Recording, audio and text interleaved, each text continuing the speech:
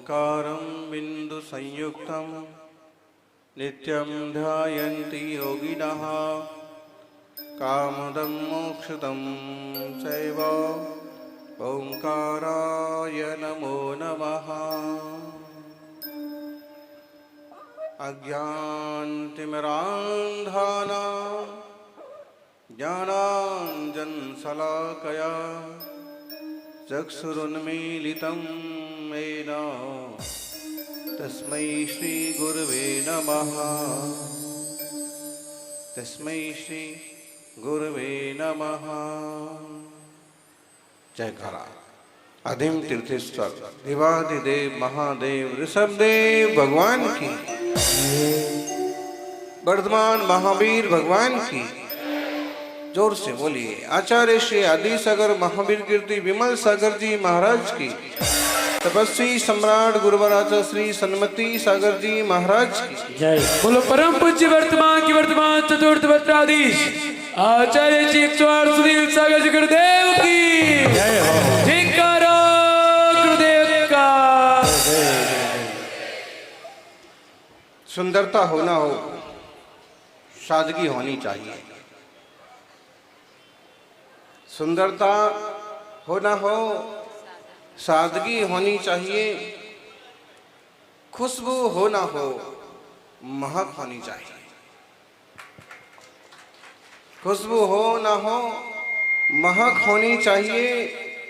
रिश्ता हो ना हो, बंदगी होनी चाहिए। रिश्ता हो ना हो, बंदगी होनी चाहिए। यूं तो उलझे हैं सभी ढेर सारी उलझनों में, लेकिन भगवान की भक्ति से भरी जिंदगी होना चाहिए। भक्ति करने वाले लोग भगवान को पाते हैं। भक्ति करने वाले लोग भगवान बन जाते हैं।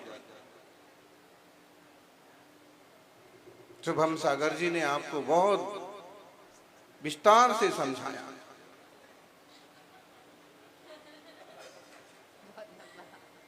अर्थ से परमार्थ का मार्ग बताया, आत्मा से परमात्मा होने का मार्ग बताया। बट का वृक्ष खड़ा है, कभी विचार किया कि ये यहाँ क्यों खड़ा है, चलता क्यों नहीं? क्योंकि हमारे देश में तो प्रकृति पर्यावरण की भी लोग पूजा करते हैं, लेकिन विचार किया कभी? एकेंद्रीय पर्याय का जीव है। वक्त आने पर फूल देता है, फल देता है, पत्ते देता है, टहनियां देता है, ऑक्सीजन देता है। इसका मतलब है कि चेतना है इसमें जीव है।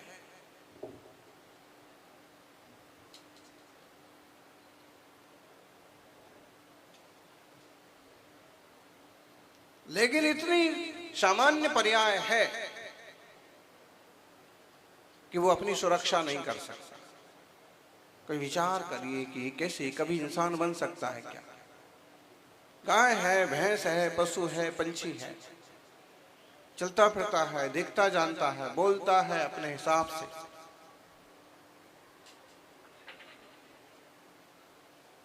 आपका सहयोग भी करता है और कई बार आपके नाम पुकारने पर आ भी जाता है।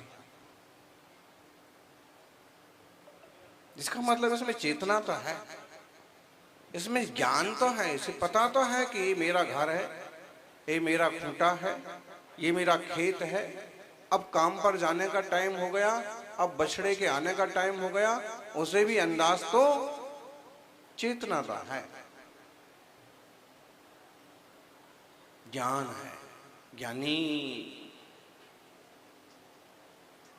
इतनी बड़ी सृष्टि पर हम कुछ लोग ऐसे हैं जिन्हें ये समझ है, बाकी ढेर सारे लोग ऐसे हैं कि वो चेतन को चेतन समझने को तैयार नहीं। चेतन को चेतन समझने को तैयार नहीं है। हिंसा करने वाले लोगों को देखो, आतंकवादी नक्सलवादियों को देखो, कुछ नहीं गिनते हैं। अपने दया करुणा के विचारों की रक्षा कर। कल प्रवेश जब हुआ तो अनेक युवाओं ने गौरक्षक दल की टी शर्ट पहन रखी थी। इतनी बढ़िया टीम देख करके हमको बहुत अच्छा लगा। गौरक्षक दल, लेकिन अब इस टीम के काम भी होना चाहिए। गौशाला भी होना चाहिए। दुखी परेशान लंगड़े लूले पशुओं पक्षी गाय को वहां पर इकट्ठा भी किया जाना चाहिए और उनका सुख समृद्धि चैन कैसे बना रहे इस पर भी विचार होना चाहिए। कहीं कोई गलत ढंग से पशुओं का परिवहन करता है, गायों को भर के ले जाता है, तो उस पर भी अंकुश होना चाहिए। युवा मंडल जो होते हैं, गौरक्षक दल जो होते हैं, उनके अपने काम भी सुनिश्चित होना चाहिए और ताकत के साथ होना चाहिए।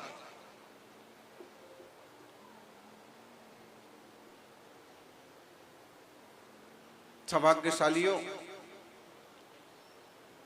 स्वयं पर भरोसा रखो। जो स्वयं पर भरोसा नहीं रखता है वो स्वयंभू पर क्या भरोसा रखेगा।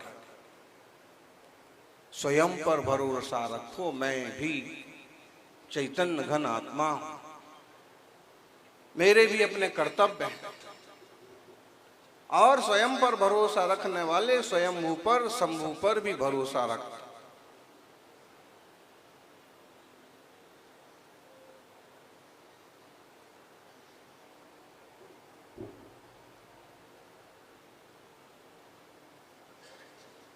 ध्यान रखना, दुनिया की कोई चीजें आप नहीं बचा सकते हैं। धन नहीं बचा सकते, रुपया पैसा नहीं बचा सकते, घर मकान नहीं बचा सकते, लेकिन अपने परिणाम जरूर बचा सकते, अपने भाव बचा सकते। कुछ चीजें ऐसी हैं कि हो करके रहेंगी, लेकिन फिर भी हमारी सोच ऐसी होना चाहिए कि सबका मंगल हो। मंगल भवन अमंगल हारी। बोलो ज्ञानी। ज्ञानी का मतलब समझदार, बुद्धिमान, धर्म को, आत्मा परमात्मा को समझने वाले।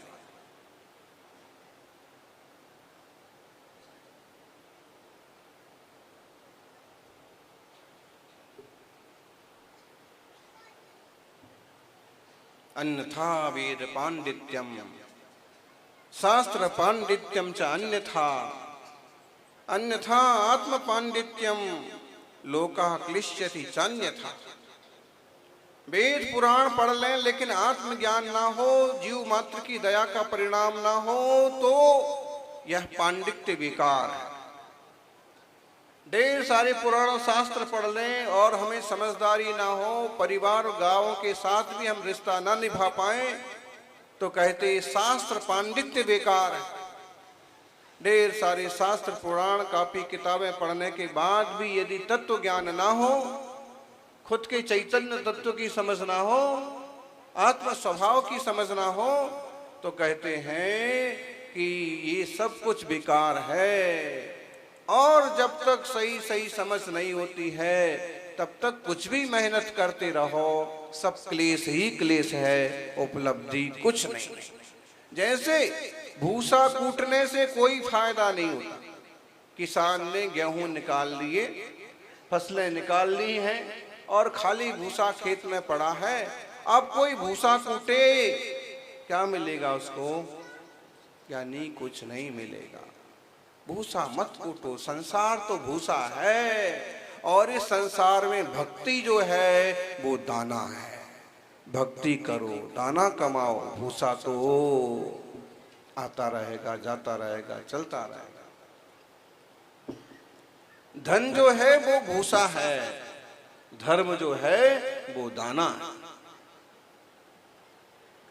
धर्म की कीमत करो, दाने की कीमत करो। भूसा तो जब दाना पैदा करोगे तो भूसा उसके साथ आने ही वाला।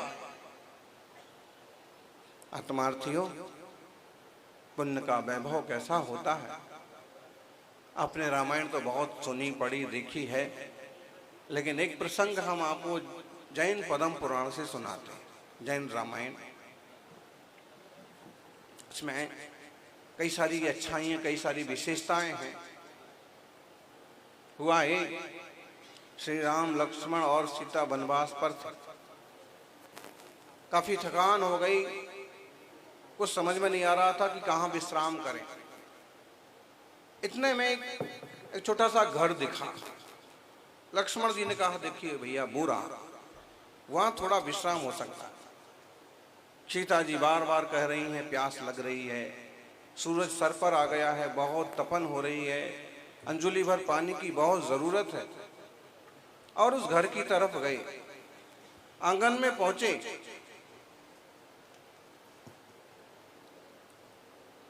ब्राह्मणी ने कहा, आओ पधारो। लक्ष्मण ने कहा कि थोड़ा पानी चाहिए।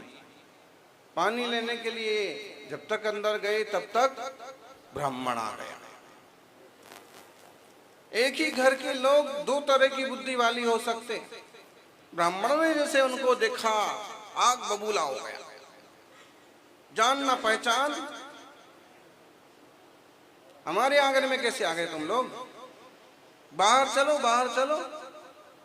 और श्री राम को आंगन से बाहर निकलने के लिए करने लगा। सूखा रूखड़ा ब्राह्मण, कोई ब्राह्मण है तो बुरा मत मान जाना, सब तरह के लोग दुनिया में रहते हैं। लक्ष्मण को गुस्सा आया, उसने कहा कि एक लगाऊं क्या? राम ने कहा कि ना, इसका अपराध क्या है, इसका घर है, अगर नहीं बिठाना चाहता है, नहीं रुकने देना चाहता है, होता है जैसे वहां हुआ था वैसा हमारे साथ भी होता है। कई बार तो आदिवासी बंधु भी अपने घर खाली कर देते कि मुनिराज रात को यहाँ विश्राम करेंगे, जहाँ चलते चलते रात हो गई वहां रुकना है।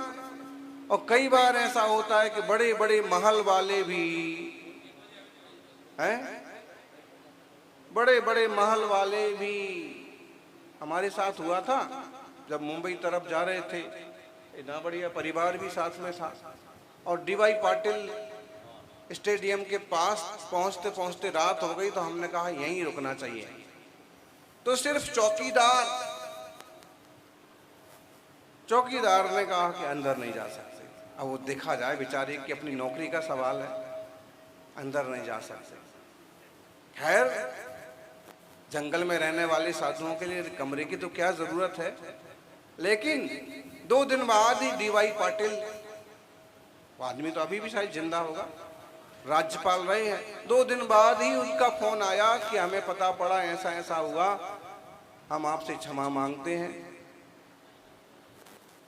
नौकर को नहीं मालूम था, उनका सूचना आई। मतलब ऐसा भी हो सकता है, वो छोटे से गरीब आदमी को नहीं मालूम है कि कौन है। हटो, चलो, निकलो। ब्राह्मणी ने कहा पानी तो पी लेने दो। अरे पानी रखो घर के अंदर।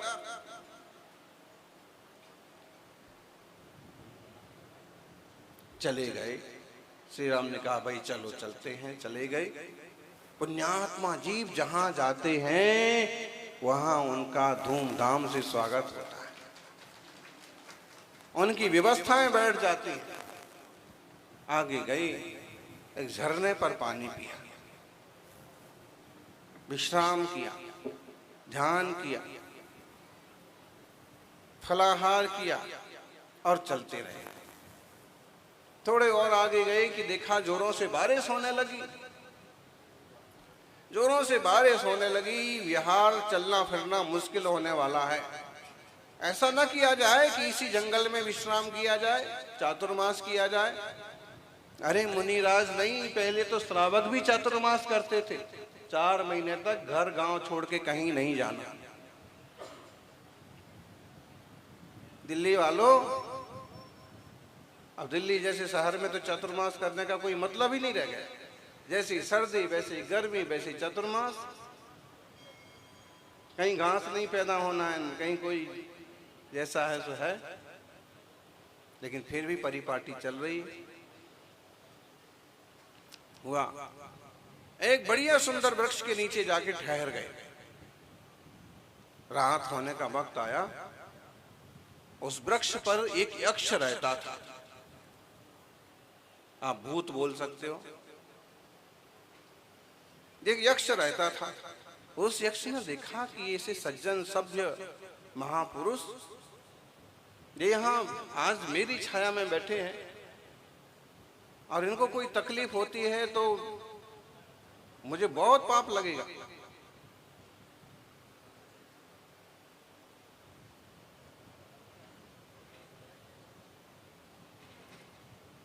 पानी बरस रहा है, कहां जाएंगे? उसने प्रकट होकर के कहा कि आप यहीं विश्राम करें, आपके लिए हम यहाँ नगर की रचना करेंगे। देवताओं को क्या देरी लगती है, उसने आनंद फानन में एक सुंदर सा राम नगर बना दिया, बासौर जैसा। राम का नगर बस गया, आजू बाजू के कुछ गरीब गुरे सब तरह के लोग आके बस गए, जंगल के लोग आगे बस गए, राम राजा बन गए। पुण्य हो तो जंगल में भी राज मिल जाएगा और पाप हो तो महल भी जंगल बन जाएगा। इसलिए पुण्य पर ध्यान, शुभ परिणाम से पुण्य होता है। राम ने देखा कि इस महल में, इस राज्य में तो बहुत समृद्धि है, देवता देने वाला है।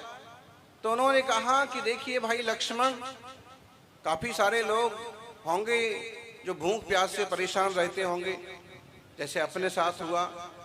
तो ऐसा करो कि खाने पीने का बराबर इंतजाम करो, हमेशा भंडारा चालू रहना चाहिए, और कोई कुछ और भी मांगे तो भी उसे दें।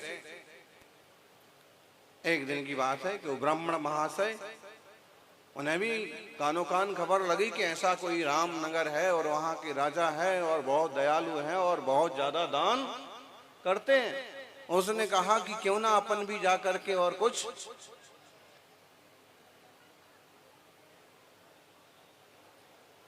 गया, द्वारपालों को अपनी बात बताई। द्वारपालों ने कहा कि भाई याचक लोगों के लिए अंदर घुसने की मनाही नहीं है, तो आप अंदर जा सकते हैं। अंदर गए, देखा, देखते ही वो घबरा गया। अरे इस सिंहासन पर तो वो बैठे हैं जिनको मैंने अपने आंगन से भगाया था। घबरा गया, क्या करूं, कांपने लगा। इतने में उसकी नजर दूसरी कुर्सी पर बैठे हुई लक्ष्मण पर गई। उनको देख करके तो उसका पसीना छूट गया। ये तो तभी थप्पड़ मारने वाले थे, अब क्या होगा आज। लक्ष्मण जी ने मजाक किया, भाई क्यों ना इसकी दोनों टांगे पकड़ करके पछाड़ दिया जाए। उसके तो प्राण सूख गए, अब तो आज तो मरे। राम ने कहा कि देखो लक्ष्मण, कोई याचक के साथ ऐसा व्यवहार नहीं किया जाता। लक्ष्मण ने कहा कि इसने भी तो ऐसा किया था। अरे भाई, जिसकी जितनी बुद्धि है वो उतना करता है।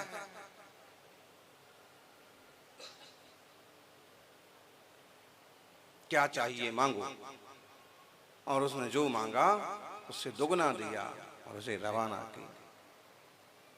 महापुरुष कैसे होते हैं, पराये को भी पराया नहीं समझते हैं और अपना अपराध करने वाले की भी सहायता करते हैं। सौभाग्यशालियों,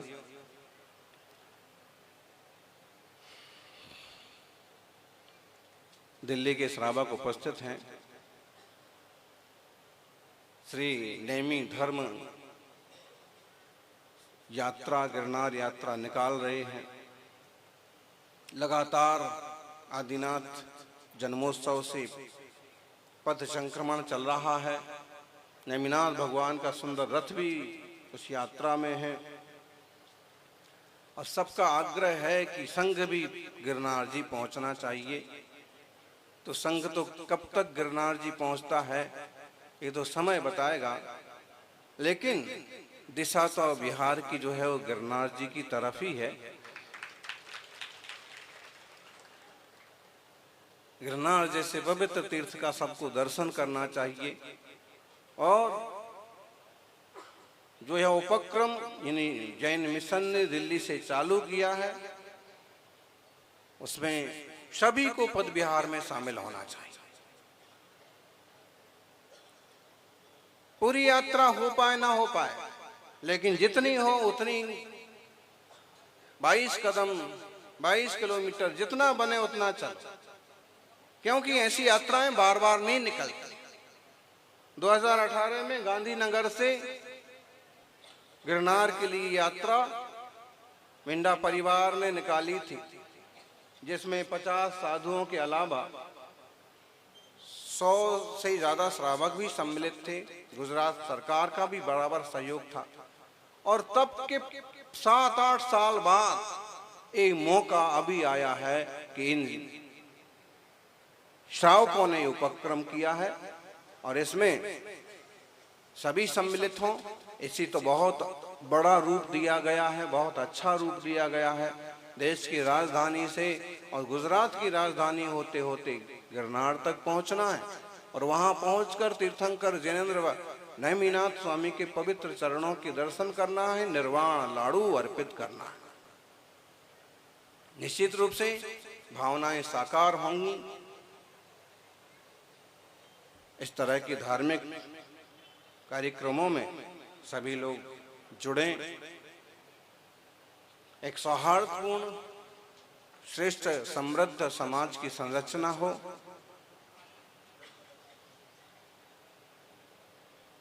सबका मंगल हो। आज सिद्ध चक्र महामंडल विधान की इस मंगल बेला में जहां ध्वजारोहण किया गया,